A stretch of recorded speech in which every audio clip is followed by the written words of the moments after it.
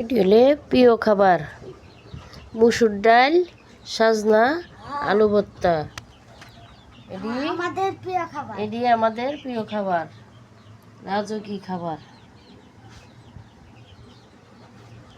কার কার পছন্দ কমেন্ট করেন।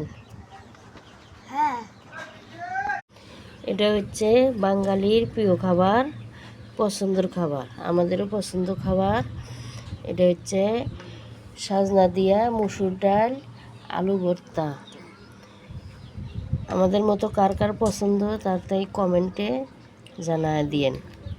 এটা রাজকীয় খাবার।